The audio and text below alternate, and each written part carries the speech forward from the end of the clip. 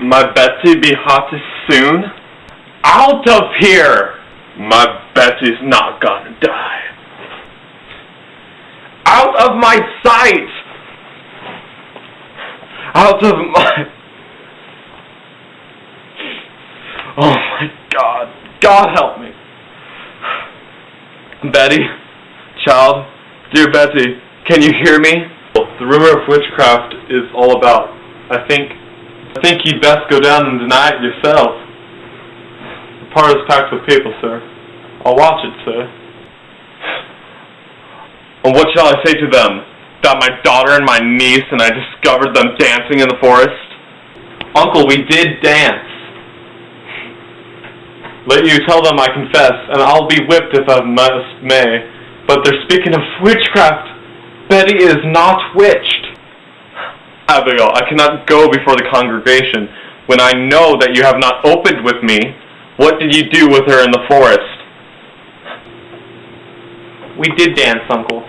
And when we leaped out the bush so suddenly, Betty was frightened out of her mind, and she became ill. Child, sit you down. I would never hurt Betty. I would never hurt her. Now look, you child. Your punishment will come in its time. But if you trafficked with spirits in the forest, I must know it now, for surely my enemies will, and they will ruin me with it. But we never conjured spirits. Then why has she not moved herself since midnight? This child is desperate. It must come out. My enemies will bring it out. Let me know what you have done there. Abigail, do you understand that I have many enemies? I have heard it, Uncle. There is a faction that is sworn to drive me from my pulpit. Do you understand that?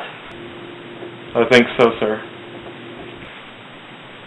Now then, in the midst of such disruption, my own household is discovered to be the very center of some obscene practice. Abominations are done in the forest. It's worth sport, Uncle. You call this sport?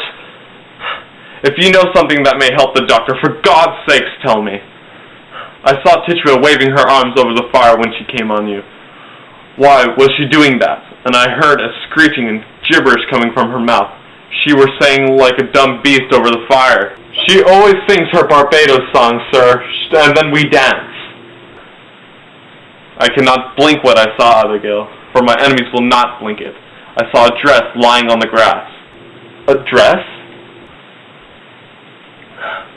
Aye, a dress. And I thought I saw someone naked running through the trees. No one was naked. You mistake yourself, Uncle. I saw it! Now tell me true, Abigail, and I pray you feel the weight of truth upon you. For now my ministry's at stake. My ministry and perhaps your cousin's life. Whatever abomination you have done, give it me all now, for I dare not be taken unaware that I go before them down there. There's nothing more to it. I swear it, Uncle. Abigail, I've fought here 3 long years to bend these stiff-necked people to me. And now, just now, when some good respect is rising for me in the parish, you compromise my very character? Given you a home, child, I have put clothes upon your back. Now, give me upright answer. Your name is in the town. It is entirely white, is it not? Sure it is, sir. There be no blush about my name. Abigail, is there any other cause than you have told me for your being discharged from Goody Proctor's service? I have heard it said, and tell you I have heard it, that she comes so rarely to the church this year, for she will not sit so close to something soiled. What signified that remark? Ooh, she hates me, Uncle, for she must, I would not be her slave. It is a bitter woman, a lying, cold, sniveling woman who I will not work for such woman. She may be, and yet it has troubled me that you are now 7 months out of her house. And in all this time, no other family has called you for her service. Slaves, not such as I, let them send to Barbados for that. I will not black my face for any of them. Do you begrudge my bed, Uncle? No. No. No. No, I cannot have anyone. Why, Goody Putnam, come in. Huh. It is a marvel, but surely a stroke of hell upon you. No, Goody Putnam, it is... How high did she fly? No, she never flew. Why, this is strange. Ours is open. Now look you, Goody Putnam. She never, ever... Oh, good morning, Mr. Putnam. Why, her eyes is closed. Look you, Anne. I'd not call it sick. The devil's touch is heavier than sick. It's death, you know. It's death driving into them, forked and hooked. Your Ruth is sick? She ails as she must. She never walked this morning, but her eyes open as she walks, and hears not, sees not, and cannot eat. Her soul is taken away surely. They say you sent for Reverend Hale of Beverly. A precaution only. He has much experience in all demonic arts, and He has indeed found a witch in Beverly last year, and lit you. Now, Goody Ann, the only thoughts that were a witch, and I am certain there will be no element of witchcraft. No witchcraft. Now look you, Mr. Paris. Thomas, I pray you, leap not to witchcraft. I know that you least of all, Thomas, would ever wish so disastrous a charge laid upon me. We cannot help to leap to witchcraft.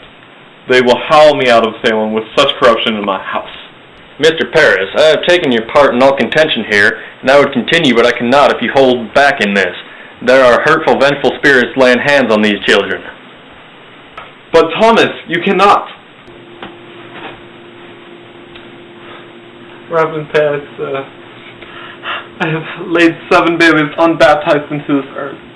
Believe me, sir, you never saw more hearty babies born, and yet each would wither in my arms the very night of the birth.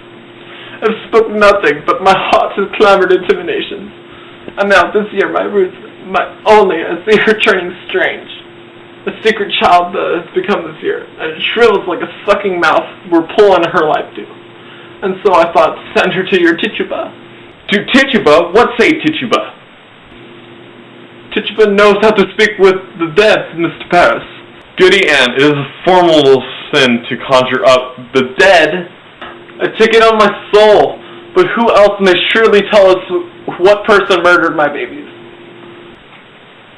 Woman! They were murdered, Mr. Paris, and make this proof. Mark it! My last night and Ruth were ever so close to their little spirits. I know it, sir. For how else is she struck down, how except some power of darkness would stop her not? It's a marvelous line, Mr. Paris. Don't you understand it, sir? There is a murdering witch among us, bound to keep herself in the dark. Let your enemies make of it what they will. You cannot blink it more. Then you were conjuring spirits last night.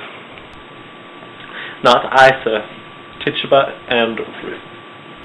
Oh, Abigail, what proper payment for my charity. Now I am undone. You are not undone. Let you take hold here. Wait for no one to charge you. Declare it yourself. You have discovered witchcraft. In my house? In my house, Thomas? They will topple me with this. They will make of it a... Pardon. I only thought to see how Betty is. Why aren't you home? Who's with Ruth? Her grandma come. She's improved a little bit, I think. She gave a powerful sneeze before. Ah, the sign of life! I'd fear no more, Goody Putnam. If it were a grand sneeze, another like it will shake her wits together, I'm sure.